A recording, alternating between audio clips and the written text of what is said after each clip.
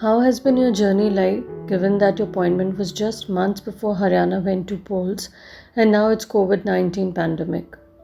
Definitely, it has been very eventful. There were very key moments, including the general election, the legislative assembly election, monsoon rains, and definitely COVID over the last almost 5 to 6 months. There have been other emphasis also, including improvement in citizen service delivery.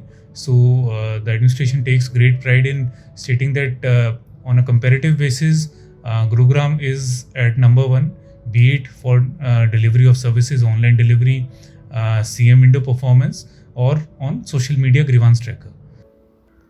Haryana slid to 16th spot from 3rd in the ease of doing business ranking. What have you to say about it?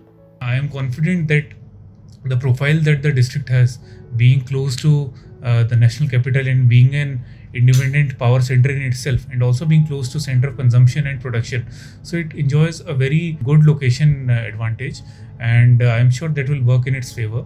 The infra and the otherwise the capacity of the city to rebound from the crisis, to emerge stronger, is already there, and we are already seeing a resurgence of economic activity. So I am sure that the coming years would depict a much better performance. There's a second spike in COVID positive cases across the city. Your comments, please. I personally feel that it's there is no single factor to blame, and it's a mix of various causative factors, including but not limited to, say, the opening up of our own economy. There is almost regular traffic on the roads, railways, flights, and all. There is also the aspect of economic activity and other aspects leading to a bit of complacency. I see a very minimal observance of social distancing and also adherence to masks. So the seriousness certainly takes a hit when it drags on over a period of almost 4 or 5 months. But then we all need to pull up our socks and get back to the situation and bring down the number of active cases. So that's how we are working for right now. How prepared is Gurugram health sector to handle the second wave of COVID positive cases? Gurugram is a medical destination and it attracts patients from all across India and also abroad. So we are blessed that way in having a very good health setup, be it adequate number of beds or healthcare professional. So at this moment and also in the coming times, I don't foresee any issue in us catering to patients from within Gurugram or from within Haryana and even from North India, so to say. The bed occupancy at this time also is much below the mandated standards, yet we are mandating reservation of beds for COVID.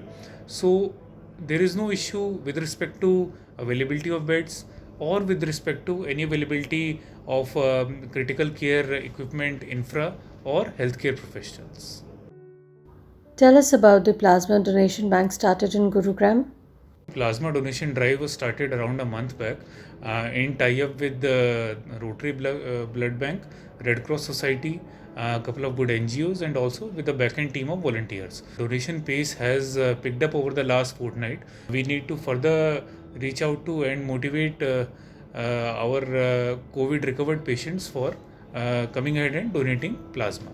How far it is justified to open the restaurants and metros in the city at the time when Gurugram is seeing the second spike in COVID positive So cases? it's a very well thought out decision to permit certain activities in a gradual phase wise manner, while also ensuring that there are due checks and balances in place.